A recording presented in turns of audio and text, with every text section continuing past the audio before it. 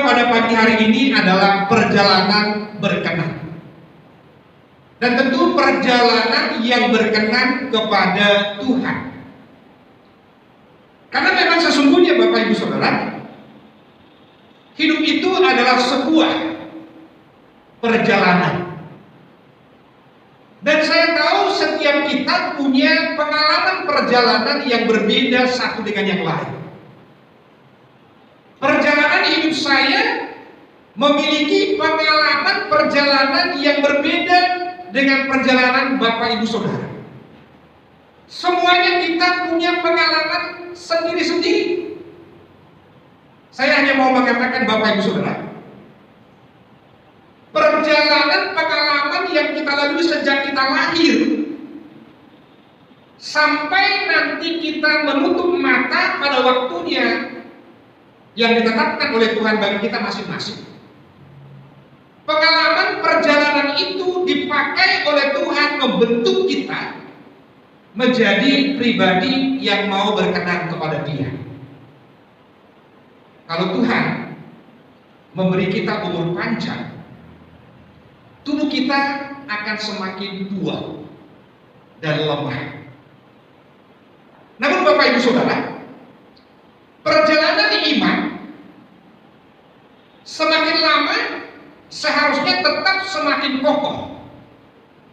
Kalau tubuh bisa menjadi tua dan lemah, kalau iman itu tetap bisa kokoh dan tetap kuat, bahkan semakin tahan uji. Bapak Ibu Saudaraku yang terkasih di dalam Tuhan, jalan hidup kita memang Bapak Ibu Saudara tidak selalu mudah.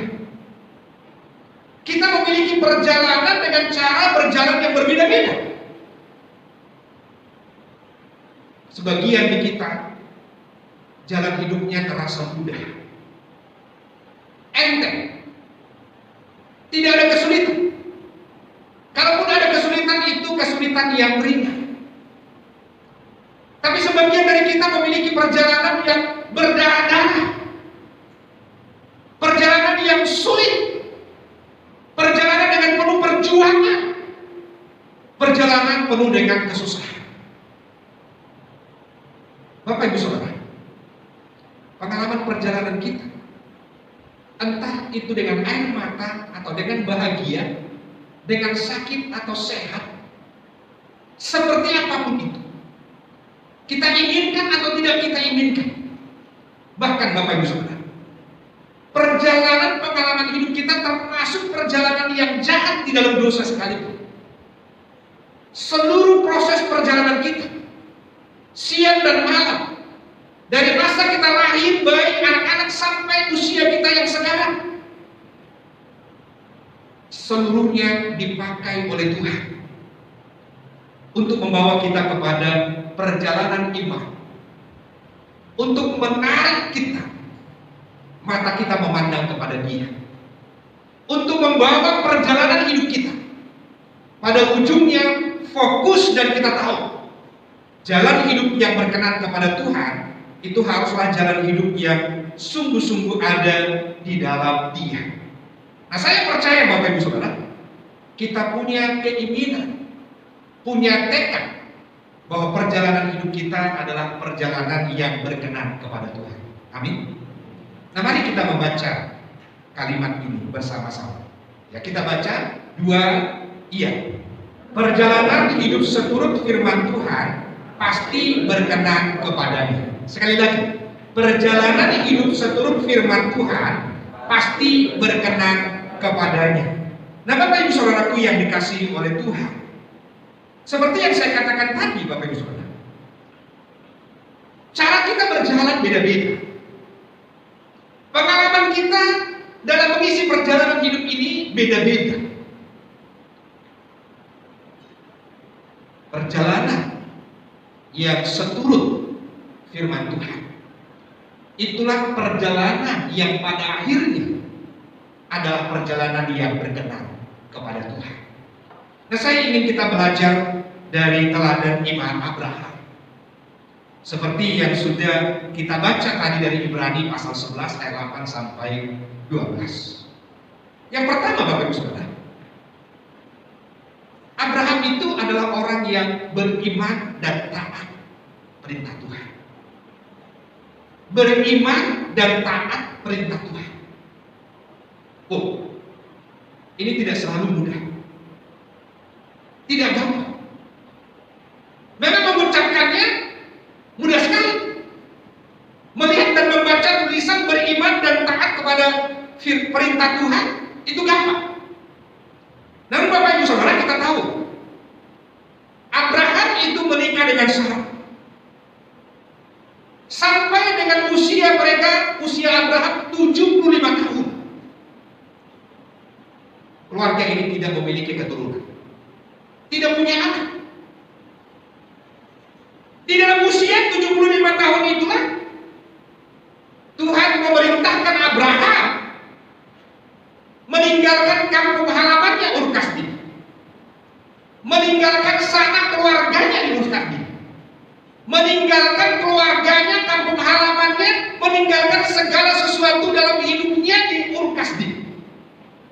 Dalam usia 75 tahun ini Tuhan memanggil Abraham untuk pergi, meninggalkan kampung halamannya dan pergi ke suatu tempat yang belum jelas entah di mana ribuannya. Bapak Ibu Saudara, di kampung halamannya ini Abraham, orang tuanya, saudara-saudaranya, dan seluruh orang di kampungnya adalah penyembah dewa bulan, dewa Set. Penyembah berhala. Itu berarti Bapak Ibu Saudara, ketika Abraham diminta oleh Tuhan untuk pergi meninggalkan kampung halamannya, itu berarti dia harus meninggalkan keluarganya, meninggalkan dewa-dewanya, meninggalkan berhalanya, meninggalkan mantranya, meninggalkan jimatnya, meninggalkan ajiannya, apapun itu. Mungkin orang di kampungnya akan mengatakan kepada Abraham, bodoh banget. Atau mungkin ada yang mengatakan Abraham sudah gila. Karena satu usia 75 tahun dia tidak punya anak, mulai stres. Ketika dia pamit kepada ayahnya Terah, ayahnya mungkin berkata, Abraham, apa yang kamu cari? Di sini kita punya dewa, punya berhala. Di sini kita punya keluarga. Di sini kita punya kehidupan. Di sini kita adalah orang yang berpengaruh, orang yang hebat di kampung halaman kita. Tapi Abraham mengatakan, Tuhan memanggil aku. Dan dia memerintahkan aku untuk pergi meninggalkan segala sesuatu ini dan memulai perjalanan yang baru. Perjalanan yang saya tidak tahu kemana ujungnya. Perjalanan yang saya pun tidak jelas perjalanan itu seperti apa. Tetapi dia perintahkan aku. Dan aku mau pergi. Bapak Ibu Saudara, kadangkala dalam kehidupan kita bisa terjadi hal yang demikian. Kita tidak tahu. Kita ini sebenarnya mau melangkah kemana. Kita mengatakan aku beriman ikut Yesus. Aku sudah jadi orang Kristen. Tapi jalan hidupku sepertinya tidak tahu arahnya mau kemana. Mungkin orang mengatakan, makanya menjadi orang Kristen sih jadinya betul sekali. Jadi orang Kristen sih sehingga hidupnya dalam dunia ini tidak jelas, tidak karu-karuan. Mungkin ada yang mengatakan, ya untuk apa? Ya udah pokoknya punya agama, jadi orang Kristen, ya jadi orang Kristen punya agama, tapi ya biasa-biasa saja lah. Tidak usah terlalu sungguh-sungguh, tidak usah terlalu serius. Nah Bapak Ibu Saudaraku, Abraham ini diperintah oleh Tuhan dan Abraham ini beriman lalu taat melakukannya. Bahkan Bapak Ibu Saudara, sekalipun dicela oleh kampung halamannya, oleh keluarganya, Abraham ini tetap menjadi orang yang mau taat melaksanakan firman Tuhan. Tapi belum selesai Bapak Ibu Saudara. Ketika Abraham ini sudah tidak taat melaksanakan perintah Tuhan, janji Tuhan kepada Abraham untuk memberi dia seorang keturunan itu tidak terjadi atau belum terjadi. Usianya sudah tua. Abraham ini ngomong-ngomong dengan Sarah istrinya, oh, kita ini sudah tua, belum punya keturunan. Tuhan memanggil kita meninggalkan kampung halaman, pergi ke suatu negeri yang tidak jelas. Kita sudah taat, tapi janji Tuhan itu belum kelihatan. Apakah Tuhan ini akan sungguh melakukannya atau tidak? Apakah Tuhan ini akan menepati janjinya atau tidak? Apakah Tuhan ini adalah Tuhan yang dapat dipercaya atau tidak? Apakah Tuhan ini sungguh mengasihi kita atau sebenarnya tidak? Sama saja dengan berhala-berhala itu. Tidak ada bedanya. Dulu kita menyembah berhala di sana, kita tidak punya anak. Sekarang Tuhan memanggil kita, berjanji memberikan seorang anak. Kita sudah berjalan ikut Dia, bahkan dengan berjalan meninggalkan kampung halaman, pergi ke suatu daerah yang tidak jelas. Dan kali ini pun janji Tuhan belum terjadi. Abraham dan Sarah frustasi sebagai orang yang tadinya beriman. Mereka mulai mencari caranya sendiri. Maka Bapak Ibu Saudara, Sarah menyuruh Abraham untuk menikah lagi. Ya sudahlah, kamu menikah lagi aja. Itu sebabnya Bapak Ibu Saudara, usia Abraham 86 tahun, lahirlah Ishmael dari istrinya yang kedua bernama Hagar. Oleh karena Sarah istrinya yang dibawa dari Ur Kasdim sudah tua dan tidak mungkin mempunyai anak lagi. Dari 75 tahun ke 85 tahun itu 11 tahun. Mereka menunggu janji Tuhan, tidak kunjung datang. Menunggu janji Tuhan, tidak kunjung datang. Sudah 10 tahun lewat. Hagar diberikan oleh Sarah, atau Sarah mengatakan, Hagar, menikahlah dengan suamiku Abraham, beri dia keturunan. Maka lahirlah Ishmael. Ayat ini mengatakan begini Bapak Ibu Saudara, Kejadian 16 ayat 15 sampai 16. Lalu Hagar melahirkan seorang anak laki-laki bagi Abraham, dan Abraham menamai anak yang dilahirkan Hagar itu Ishmael. Abraham berumur 86 tahun ketika Hagar melahirkan Ishmael baginya. Perhatikan Bapak Ibu Saudara, ayat ini mencatat dengan rinci usia Abraham berapa ketika dipanggil, usia Abraham berapa ketika dia memiliki anak yaitu Ishmael. Kan Bapak Ibu Saudara, kita mau melihat ayat ini lagi secara cepat. Kemudian Tuhan berkata kepada Abraham, Abraham, aku masih tetap dengan janjiku, tidak berubah. Aku ini Tuhan yang setia, tidak pernah berdusta. Ketika aku memanggil engkau meninggalkan Ur Kasdim, pergi ke suatu negeri yang akan kutunjukkan kepadamu, aku berjanji memberi engkau satu orang anak, dan aku masih tetap setia pada janjiku. Aku tidak berubah, aku tidak berdusta, janjiku bukan isapan jempol. Dengan mengatakan itu Bapak Ibu Saudara, sebenarnya Allah mau mengatakan, aku tahu jalan hidup. Aku tahu engkau frustasi.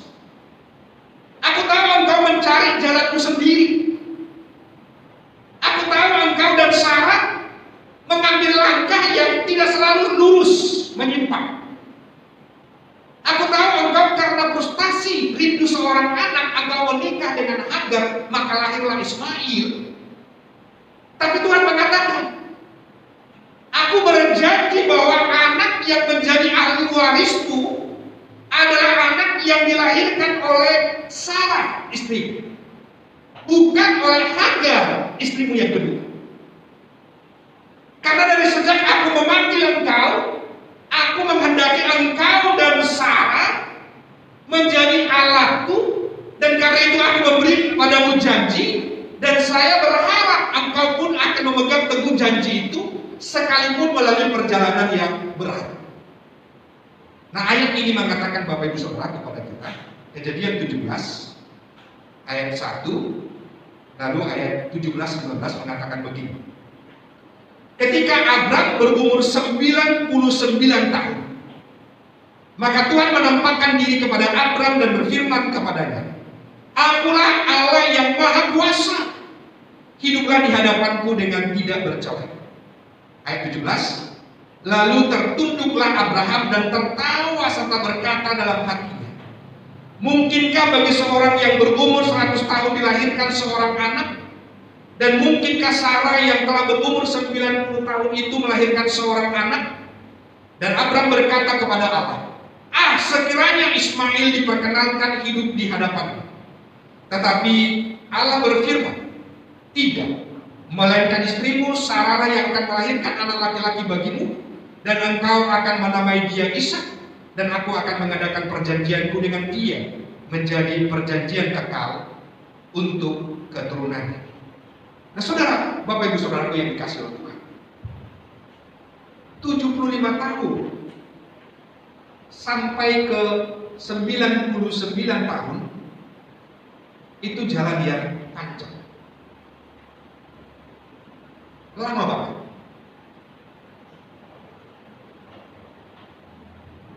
Dan kadang-kadang sulit untuk dimengerti perjalanan yang panjang itu apa yang akan Tuhan kerjakan. Perhatikan apa yang dikatakan oleh teks. Ketika Tuhan mengatakan, Abraham, aku Tuhan tetap setia dengan janjiku. Aku Tuhan yang Maha Kuasa. Hiduplah takut akan aku. Aku pasti menepatinya. Abraham langsung menghitung usianya. Sudah 99 tahun. Aku kan sudah punya anak Ismail 13 tahun. Aku sudah bahagia dengan dia. Tapi Tuhan mengatakan bukan itu. Janjiku tetap janji yang harus kutepati. Lalu bagaimana reaksi Abraham dan Sarah? Tertawa. Tertawa di situ bukan tertawa bahagia. Abraham tertawa itu adalah tertawa orang yang bergumul tentang perjalanan iman. Dia tertawa. Dia berpikir begini, aku sudah 99 tahun, mana mungkin lagi punya anak, apalagi Sarah yang sudah 89 tahun, sudah mau 90 tahun. Mana mungkin ada seorang ibu yang bisa melahirkan anak di usia 90 tahun. Keluarga ini tertawa bukan karena beriman, keluarga ini tertawa karena merayakan janji Tuhan. Mana mungkin? Gak mungkin itu bisa terjadi. Tetapi kita tahu Bapak Ibu Saudara, Kejadian 21 ayat 5 dan ayat 6 mengatakan begini kepada kita. Adapun Abraham berumur 100 tahun ketika Ishak anaknya lahir baginya. Berkatalah Sarah, Allah telah membuat aku tertawa. Setiap orang mendengarkannya akan tertawa karena aku. Kalau dulunya tertawa oleh karena tidak percaya janji Tuhan, sekarang tertawa yang sungguh tawa bahagia oleh karena janji Tuhan tergenapi di dalam hidup mereka. Perhatikan Bapak Ibu Saudara, dari dipanggil Tuhan berjanji dari usia 75 tahun sampai usia 100 tahun, Itu 25 tahun. Baru janji Tuhan tergenapi di dalam hidupnya. Itu panjang sekali. Itu tidak mudah. Itu sebabnya Bapak Ibu Saudara, saya memberi garis ini. Tidak lurus langsung ke sini. Tetapi garis ini berputar-putar di sini, berputar-putar di sini, baru ke sini. Apa yang mau saya jelaskan dengan itu? Dengan berputar-putar di sini, berputar-putar di situ, berarti Bapak Ibu Saudara,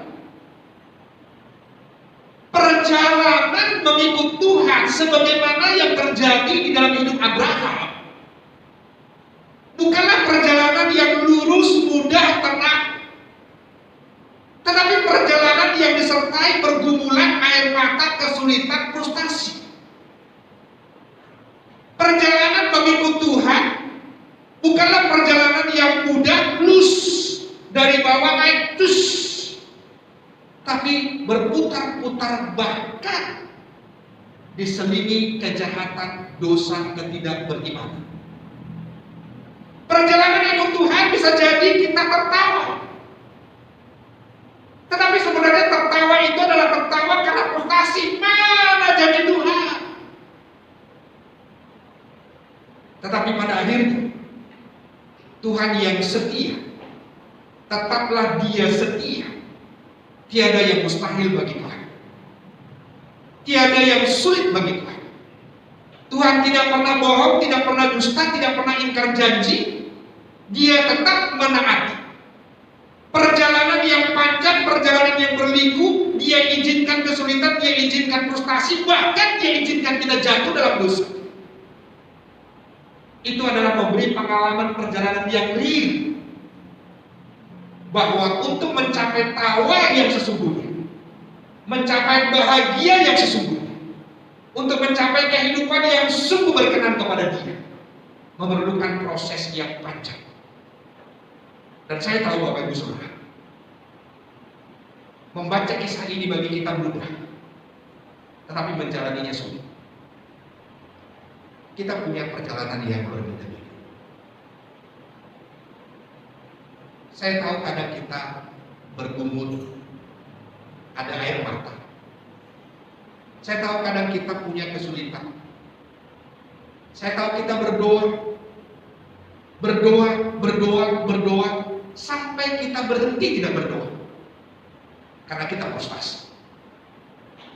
Saya tahu kita berharap, bersemangat, makin bersemangat, tapi keadaan tidak berubah. Mungkin tetap sulit. Kita frustasi, kita berhenti berharap, kehilangan semangat. Kita dulunya bisa menggebu-gebu. Yes, ikut Tuhan, amin, haleluya. Ikut Tuhan selalu manisan. Ikut Tuhan menjadi pemenang. Ikut Tuhan menjadi pribadi yang hebat. Yes, aku mau. Tapi perjalanan hidup, kok ternyata ikut Tuhan sulit. Kok ternyata ikut Tuhan berat. Kok ikut Tuhan hidupku kadang nyungsep. Sakitku kok gak sembuh. Beratnya kok terus menerus. Mulai frustasi, mulai kecewa. Iman kita berputar-putar, bergulir di situ. Maka mungkin kita jatuh dalam dosa karena kita frustasi. Tapi Tuhan tidak pernah ingkar janji. Dia setia, Dia ingatkan kembali. Sekali Tuhan berjanji, pasti Dia akan menepati. Itu sebabnya janji Tuhan iya dan amin. Sekalipun berliku, sekalipun kita tidak mengerti, sekalipun tidak jelas, sekalipun di sana kelihatan gelap, sekalipun itu mustahil, tapi kalau itu adalah firman Tuhan, maka akan penuh dengan kemenangan. Karena Tuhan yang berjanji, Tuhan yang setia, Tuhan yang berjanji, Tuhan yang menepati, Tuhan yang berjanji, Dia punya cara untuk melaksanakannya. Tuhan tidak berbohong. Nah, Bapak Ibu Saudaraku yang dikasihi oleh Tuhan, saya mau mengatakan kepada kita, perjalanan iman, sesulit apapun perjalanan ikut Tuhan adalah perjalanan yang berujung kepada kemuliaan. Perjalanan iman, sesulit apapun, kalau kita setia, maka itu akan berujung kepada mahkota kemuliaan. Oleh karena itu, Bapak Ibu Saudara,